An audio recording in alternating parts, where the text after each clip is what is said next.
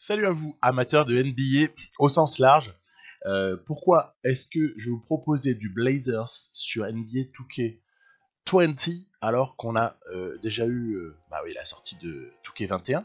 Tout simplement parce qu'en fait, j'ai beau chipoter à droite à gauche et commencer un petit peu à régler mes shoots. Moi, je fais beaucoup de la fantasy draft parce qu'à l'heure actuelle, de toute façon, on n'a pas les rookies disponibles. On ne peut pas boucler les effectifs sur NBA 2K21 comme à la limite on pourrait le faire sur NBA 2K20. Le mode MyGM, je m'y suis un petit peu frotté. Il est comme le précédent, hein, et c'est moi, ça me donne envie de pleurer. Donc, c'est très personnel. Il y a peut-être des gens qui adorent ça. Étant donné que ça n'est qu'une suite de petites discussions, où on reconnaît d'ailleurs des dialogues vieux de 5-6 ans. Hein. Bon, voilà, pourquoi pas. Non, mais c'est surtout que c'est pas très satisfaisant. On te demande tout le temps de transférer des types qui pourtant doivent jouer un rôle dans ton équipe.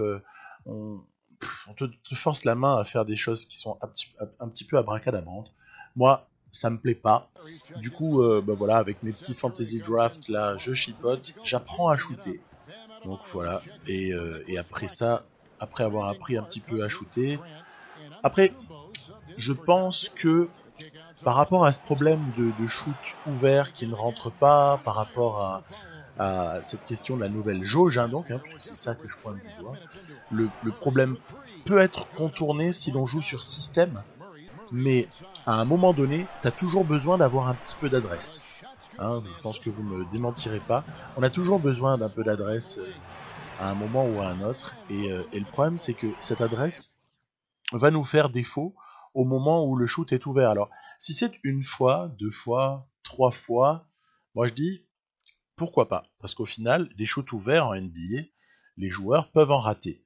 Mais quand c'est trop systématique, là ça devient des matchs qui changent complètement juste parce que là c'en était une illustration, celui-là face aux Nets. Et puis après, genre, tu vas mettre un 3 points par contre avec Antetokounmpo alors que tu as raté 10 shoots d'affilée avec de bien meilleurs shooters à 3 points. Quoi. C'est un peu démoralisant. Alors, tu t'es aussi amusé à jouer un petit derby de LA.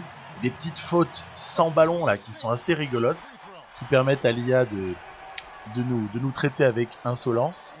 Et bon, après, il y a LeBron qui reste LeBron. Vous voyez, il n'y a rien de bien intéressant et de significatif à vous proposer. Alors du coup, je suis reparti sur un projet dont on avait parlé avec certains sur le Discord. C'était essayer de s'intéresser pendant quelques temps aux Blazers. J'ai pas oublié les Celtics, ne vous inquiétez pas. Il y a un deuxième épisode qui chauffe là. J'ai déjà préparé certaines parties. Voilà, je pourrais proposer ça dans pas très longtemps. Continue à parler Celtics, surtout que l'actualité est intéressante vis-à-vis de Boston, puisqu'il y aurait énormément de choses à dire en rapport avec ce qu'on observe sur ces finales de conf. Ouais, mais là on est sur les Blazers. Lillard possède un contrat qui est absolument mirifique, où ça terminera à 54 millions en 2024-2025, donc c'est assez sensationnel. En plus, le salary cap, on ne sait pas ce qu'il deviendra. Donc à partir de là, il y a déjà un paramètre. Moi, j'envisage pas de jouer sans Damian Lillard au Portland Trail Blazers. Donc, on peut se passer de qui on veut même, mais pas de Damian Lillard. Donc, à partir de là, on voit l'effectif. C'est un petit peu délicat parce que parce que Whiteside fin de contrat, Nurkic petit contrat, ça se garde. Trent est en train de se développer. Ariza encore une année, mais après c'est terminé. Donc, il y a beaucoup de beaucoup de liberté sur quasiment tous les joueurs, sauf Damian Lillard, de mon point de vue, et peut-être Nurkic pendant un temps. Du coup, voilà, j'avais cherché un petit peu comment faire pour entourer mieux Damian Lillard. Il y a ce Nasir Little, moi je l'aime bien depuis plus d'un an. Avant la draft, déjà, ce type-là me tapait dans l'œil. Après, bon, il n'a pas encore forcément beaucoup montré, il n'a pas encore forcément eu beaucoup d'occasions. Mais je pense qu'il faut aussi conserver petit contrat en plus, fin de premier tour de 2019. Et du coup, c'est tout naturellement que je me suis attaqué au cas de CJ McCollum, puisque CJ McCollum a aussi une prolongation de contrat déjà qui va rentrer en jeu 2020, je crois, ou quelque chose comme ça, avec du progressif sur 4 ans, qui va normalement lui permettre d'atteindre les 35 millions en 2023, ce qui fait que là encore, on est dans une situation où on a zéro flexibilité si on garde les deux. C'est pour ça qu'en fait, j'avais commencé à aller 2019-2020, j'avais simulé, on avait une petite draft. Ensuite, voilà, c'est la même partie que celle des Celtics, hein, mais j'utilisais la même partie pour m'a servi de base pour donc ce mode My League sur NBA 2K20. Et voilà, donc avec un tirage qui est ce qu'il est, hein, évidemment. Un 17e choix pour nous, pour les Blazers. Et ouais, bah, j'avais eu envie d'aller chercher quelqu'un qui correspond un peu aux besoins de cette équipe-là, c'est-à-dire un peu de longueur, un peu de côté athlétique. Mais en plus, Jaden McDaniels est un type avec un peu de potentiel, hein. Donc on avait vu Anthony, Wiseman, tout ça. Obadiah Toppin, Théo Malédon, RJ Hampton, tous ces mecs là dont on va parler de plus en plus à l'approche de la draft qui aura lieu, je crois, le 18 novembre. Hein. Donc maintenant c'est bien, on a une date. Pareil, Avdija, hein, personne ne dit qu'il va tomber aussi bas. Killian Hayes, j'ai bien hâte de voir ce que ça peut donner. Josiah James, Vernon Carey. Vernon Carey, pour moi, est une énigme. Hein. J'ai hâte, vraiment hâte de voir ce type jouer. A priori, la NBA ne reprendra pas avant le mois de janvier 2021. Et donc, voilà, je suis allé chercher ce Jaden McDaniels, dont le potentiel ne paraît pas dingue, mais 2,11 m, poste 3, poste 4, donc à mon avis, peut-être un petit peu plus souvent poste 4 dans la NBA, surtout quand on a une capacité à shooter à distance. Puis après, j'avais géré l'été un petit peu tranquillement. Donc voilà, hein, l'histoire commence à l'été. Jalen Horde, ça j'ai envie de garder. Hein, il est sympa, Jalen Horde. Je sais pas si vous avez vu son passage un peu dans les médias français là récemment. Jalen Horde a l'air d'être un bon petit gars.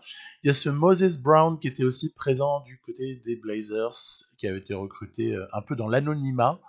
Et puis après, c'est sûr que j'ai beaucoup renoncé à des droits bird. Hein, quand on voit le cap hold de Hassan Whiteside, même Rodney Hood, à la limite, c'est pas trop cher, mais bon, il y a eu pas mal de choses auxquelles voilà, j'ai renoncé.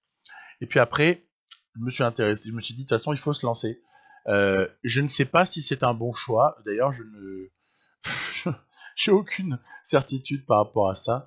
On me proposait McCollum contre un premier tour de draft contre Victor Oladipo et Doug McDermott. Ça, je vais être franc, ça me semblait être presque trop beau pour être vrai. L'autre trade qui me paraissait trop beau pour être vrai, c'était de récupérer Drew Holiday et Nicolo Melli en échange donc de McCollum plus Ariza. Donc j'ai renoncé à ces deux trades là pour aller plutôt sur un troisième trade en me disant en faisant le raisonnement suivant, en disant que les Brooklyn Nets, même si rien ne dit qu'ils vont se séparer de Levert, hein, mais dans l'hypothèse où ils voudraient renforcer, comme ça s'est murmuré ici et là, leur équipe, leur roster, avec une troisième, on va dire, star. Même si je ne sais pas si on peut dire que CJ McCollum est une star, mais pour moi c'est quand même un joueur d'un standing assez intéressant. Par exemple, c'est un joueur d'un standing qui est un peu supérieur à Caris LeVert, si on doit juger les choses. Donc moi c'est plus finalement une opération contractuelle, c'est une opération un peu financière. C'est un peu du business parce que je ne récupère pas rien en échange de McCollum. Je récupère un Levert qui peut, dans des accès de folie, clairement scorer à outrance, a priori. Hein, mais il est un petit peu plus jeune, il gagne beaucoup moins d'argent, le contrat de Prince va s'achever, et après du coup ça m'a permis de dégager un poil de marge. Alors là on est sur de l'exception vétéran, hein, on n'est pas sur grand chose de plus, mais j'ai essayé comme ça d'aller chercher. Alors bon, là on voit ici Marcus Morris, j'avais essayé avec Paul Millsap, mais ça ne voulait pas. Vous voyez, Marcus Morris n'accepte pas non plus le type de contrat que je peux proposer, puisque j'ai une enveloppe assez faible. pour l'instant. Peut-être qu'à l'été 2021, ça pourra être bien plus intéressant.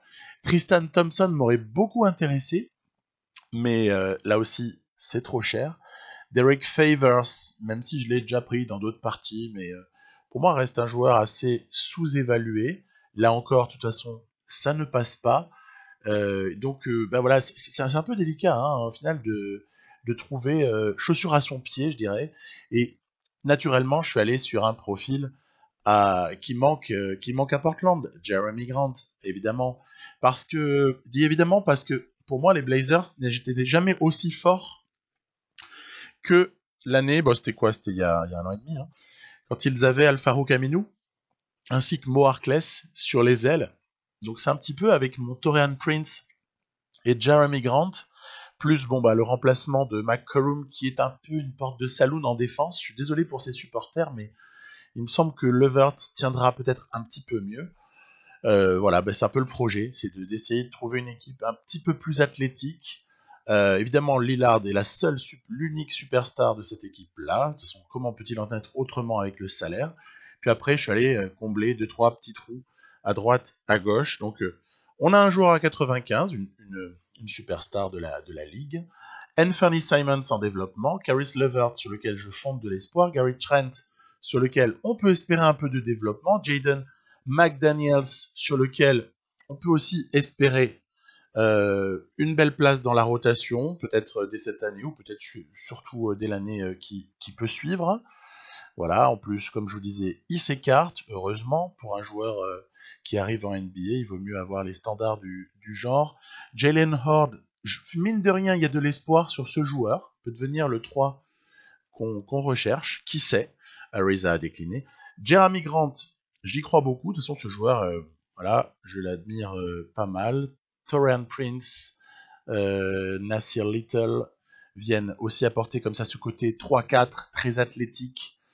Et puis après, vous avez vu, j'ai pris Joachim Noah, mais ça c'est un peu pour mentorer le petit Moses Brown et pour venir comme ça, en attendant que Brown grandisse, se développe, apporter une solution en backup, mais dans un registre assez différent, c'est-à-dire plutôt le poste 5 défensif, rebondeur, intimidateur, voilà, pour avoir autre chose à proposer que Nurkic qui est plus polyvalent rebondeur, je dirais, s'il fallait un peu donner. Il y en a un sur lequel je crois pas beaucoup, moi, c'est Zach Collins, même si je sais, il est très investi, il est apprécié par la communauté des Blazers. J'y crois pas trop, donc je vais pas lui faire jouer un rôle majeur, et si jamais il y a une possibilité à un moment donné de trade, on va voir ce qui pourra se magouiller. On va donner des qualités athlétiques à Levert puisqu'il s'était blessé IRL et que donc on peut suspecter Touquet d'avoir mis des probabilités élevées de blessure sur certaines parties du corps, voire dans l'onglet effectif, vous pouvez aller fouiller, voir quels sont les pourcentages entre guillemets, de fragilité de chaque joueur, et je mets ma main à couper que Levert possède quelques fragilités. Et ensuite, petite rotation avancée comme d'habitude, histoire de mettre en place tout ça pour une année donc 2021-2022, non, n'importe quoi, 2020-2021, c'est quoi l'objectif? Faire progresser quelques jeunes, je pense à Simons, je pense à Nasir Little, voir ce que, et pas que, McDaniels aussi, voir ce que Levert peut proposer en tant que poste 2 titulaire, deuxième option de l'équipe, même si je mets plutôt se concentrer sur la star, mais normalement les stats de Levert devraient être potables. Voilà, donc c'est à peu près ça l'objectif, c'est développer un peu tout ça, continuer à sauter sur la moindre opportunité d'assainissement des finances pour peut-être préparer un jour l'arrivée d'un joueur qui puisse réellement seconder Damian Lillard et qui soit très très complémentaire. Voilà un peu mon petit projet. Donc c'est pas un projet qui aboutit, c'est du billard à plusieurs bandes, c'est pas un coup direct. C'est d'abord ce premier move avec McCallum, et ensuite on verra un petit peu ce qui peut être fait en fonction aussi de l'évolution du roster et des progressions de certains. Donc, premier match, parce qu'il faut tester tout ça. Hein. Là, on voit qu'on n'est pas sur l'adresse Made in 2K21, puisque on se retrouve avec la possibilité de rentrer des shoots à 3 points lorsqu'ils sont ouverts, donc ça fait toujours plaisir. Et donc, oui, notamment ce petit Prince qui va bien commencer son match. Regardez-moi ça. Pam! Voilà, vas-y que je te plante ça. Après, bon, c'est que le début. Hein. Il y aura un retour du Jazz. Hein. Ce match va être finalement plus serré que ce que le tout début ne pouvait le laisser penser. Ici, voilà une magnifique action de Rudy Gobert qui a complètement ridiculisé Lillard. Et vous voyez, en fait, même le Jazz, avec cette jolie doublette, Gobert, Mitchell, qui passe même devant en deuxième quart. Hein. Donc, le tout début de match n'était qu'une illusion. Ce ne sera pas facile face au Jazz. Hâte de voir aussi quel type d'équipe peuvent représenter une vraie menace. Parce que on connaît NBA 2K. Hein. Il suffit d'avoir observé à plusieurs reprises que par exemple le Miami Heat à l'Est rencontre bien souvent en saison 1 bien des difficultés. Il suffit d'avoir déjà expérimenté ça, ça vous est sûrement arrivé un jour ou l'autre. Alors que IRL ils sont juste en train d'aller probablement vers les finales NBA, donc j'ai envie de dire tout va bien pour une équipe qui termine très souvent en 12e ou au-delà de l'Est quand on simule sur 2K. Donc voilà, hein, c'est pas la réalité, c'est un jeu. Il y a d'autres paramètres qui sont comme ça pris en compte et nous on va juste essayer de faire le mieux possible et on va notamment perdre ce match un peu sur l'adresse, sur la fin, hein, mais bon là c'est tout à fait acceptable. On s'est aussi fait démonter au rebond.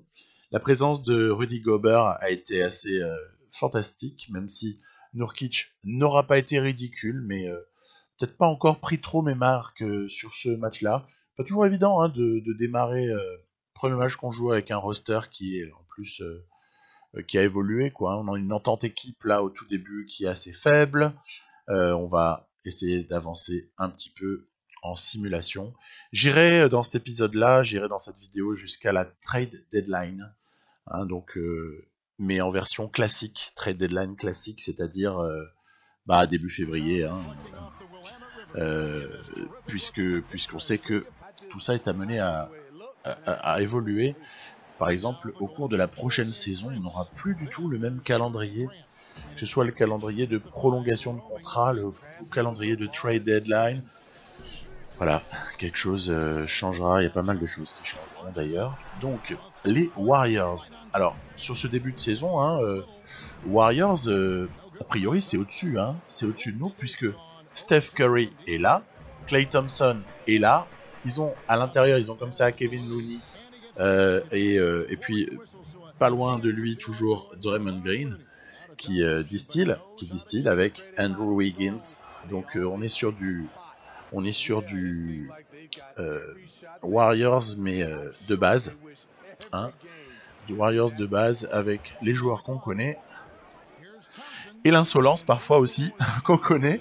On sait que cette équipe des Blazers, je me souviens, hein, dernières années en playoff, elle aura souvent été martyrisée par les Warriors. Hein, bon, c'était les Warriors avec Kevin Durant, hein, mais n'empêche que elle aura été vraiment souvent un peu, je sais pas, presque ridiculisée hein, par les Warriors, qui étaient tellement supérieurs à cette équipe des Blazers, puisque ce que Curry et Thompson font, ils le font mieux que Lillard et McCallum, par exemple. Puis à côté, il n'y a pas de Draymond Green. On sait que le poste de pivot n'est pas vraiment un souci du côté de Golden State lorsqu'il joue contre Portland. En tout cas, dans toutes ces oppositions-là, ça avait été assez tristouné. J'aurais pas aimé être à la place des fans des Blazers parce que c'était pas une époque très sympa pour eux. Et voilà, nous par contre, on essaie de s'accrocher, même s'il y a encore une fois quelques petits shoots qui auraient pu nous soulager. Mais voilà, autant je râle sur les shoots, surtout que 21. Quand j'en rate 5 d'affilée ouverts, à ce moment ça me saoulait. Mais autant là, ça n'a rien à voir. là tu peux rater un shoot important. Bah oui, ça arrive. D'ailleurs, ça se trouve, c'est peut-être même mon timing qui n'est pas le meilleur. Enfin, on s'en fout, peu importe. Donc fin de match un peu douloureuse, où on perd comme ça, 4 sur 20, bah ouais voilà, j'ai 25%, j'ai 4 sur 16 à 3 points, il aurait suffi d'en rentrer 3 de plus et on aurait été dans le match en fait. Hein. Voilà, donc ça se joue pas tant que ça sur les qualités de l'équipe, plutôt sur l'adresse.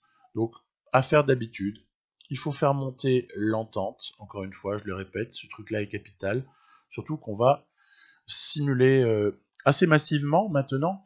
La saison ne s'annonce pas forcément très facile, mais je continue quand même à viser le top 8 et espérer que peu à peu les choses se mettent en place.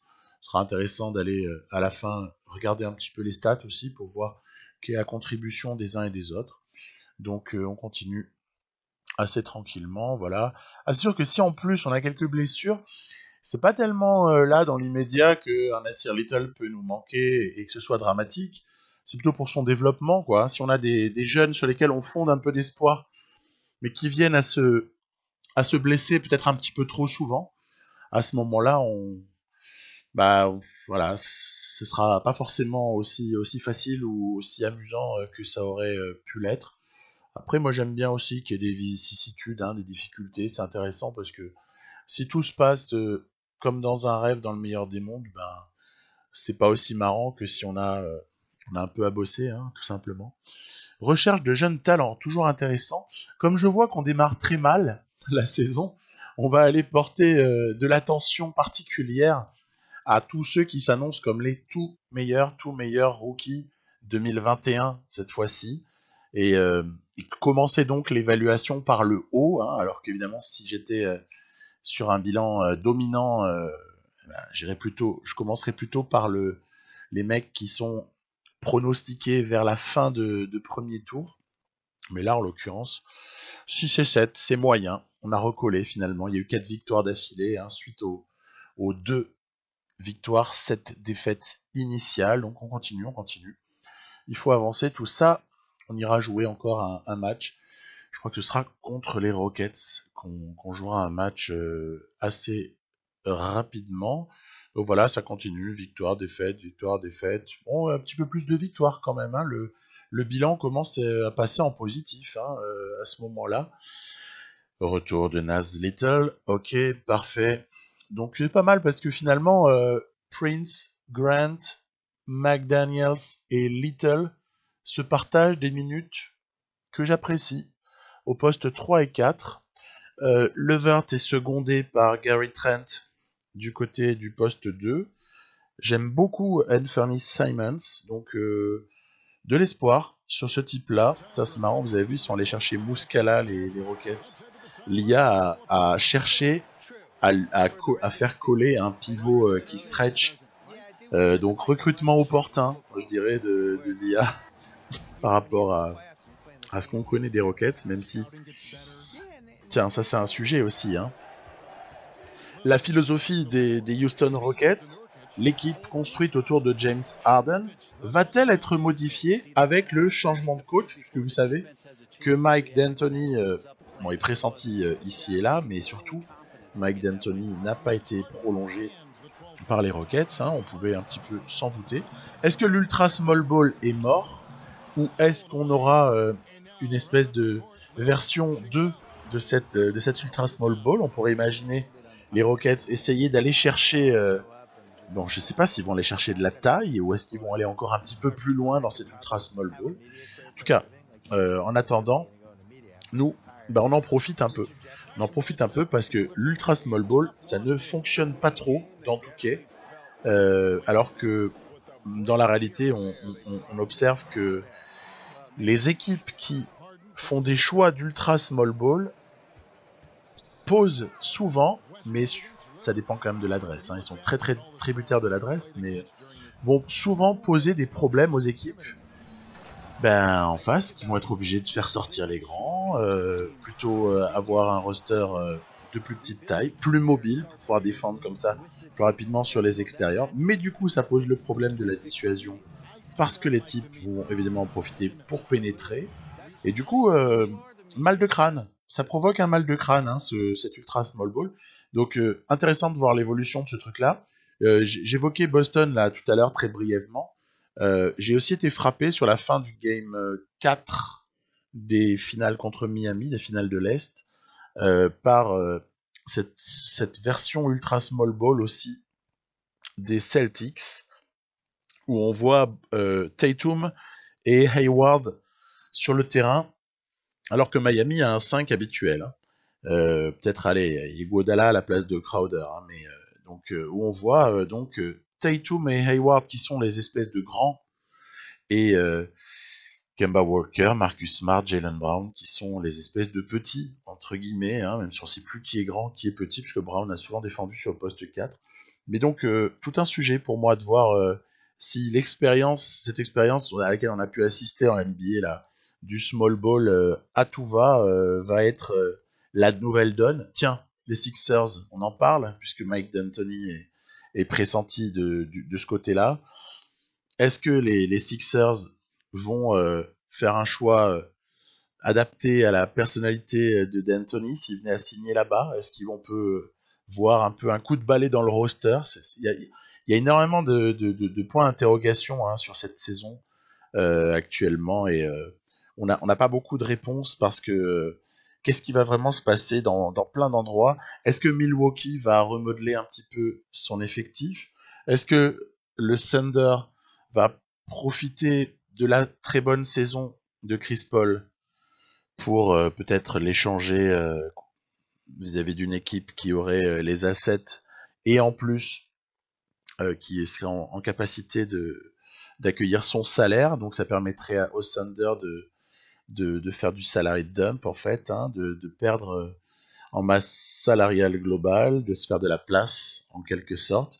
En plus, Billy Donovan qui ne prolonge pas du côté du Thunder et qui signe à Chicago, ça aussi, ça parle en faveur de peut-être un Thunder, donc OKC, qui peut-être irait vers du tanking sur cette saison-là, mais en fait, on n'a aucune lisibilité. Moi, je trouve que c'est passionnant, parce qu'à l'heure actuelle, il y a beaucoup de questions. Bon, on n'en parle pas trop parce que c'est les playoffs et que l'actualité, la fin des playoffs est assez passionnante, je trouve, mais il y a comme ça énormément de points d'interrogation. Est-ce que les Raptors vont conserver les types en fin de contrat? J'ai lu que c'était leur priorité, mais entre ce qu'on communique dans la presse et ce qu'on réalise dans les faits, il y a souvent, on le sait, en sport professionnel en général, une marge. Donc, qu'est-ce qui va se passer? Est-ce que Van Vliet va accepter une offre ailleurs? Est-ce qu'Ibaka prolongera mais pour moins cher? Que va faire Marc Gasol? Il y a plein de choses en fait. Hein. Et donc, vous voyez ma petite équipe par contre là des Blazers qui, avec la remontée de l'entente équipe, ça c'est le moment où je mets Moses Brown à la place de Joachim Noah dans la rotation, donc parce que Moses Brown a atteint un niveau qui me paraît suffisant pour le supplanter, et du coup ça aidera à le développer en fait, hein, de le faire jouer. Donc on a tout intérêt à le mettre sur le terrain, sachant que Noah ne peut plus se développer, hein, cela va de soi vu son âge. Donc voilà, ça évolue plutôt pas si mal. On n'a pas un mauvais bilan au 9 février, on voyait la trade deadline au 11. Toute la question à ce stade-là, c'est qu'est-ce qu'on va faire avec nos 28 et 21 là? Puis aussi, je vous ai promis des stats. Alors, les stats à ce stade-là sont plutôt éloquentes, c'est-à-dire qu'en fait, ça ne bouge pas vraiment. Ça ne bouge pas vraiment pour Nurkic par rapport à ce qu'on aurait pu attendre. Et en revanche, peut-être une légère déception hein, pour Caris LeVert, même si le PER ne dit pas tout, mais sur les stats avancées, en tout cas, il n'y a que Lillard qui s'en sort. Et sur les stats brutes, il y a encore une fois une très bonne année pour Damian Lillard. Et puis après, ça reste quand même assez modeste. Nurkic, c'est propre, hein, 15 et 12, ça va. Pour le reste, c'est assez partagé, ouais, c'est équilibré. On peut pas dire qu'il y ait vraiment une deuxième force qui émerge. Donc on a perdu en apparence par rapport à CJ McCollum. Et puis après, ce qu'il faudra voir, c'est si collectivement quand même, et si en défense, on s'y retrouve pas quand même d'avoir changé un petit peu cette option-là au poste 2. Voilà. Donc à plus. On verra ça de manière dont ça évolue prochainement. Je vous dis à bientôt. Bye bye.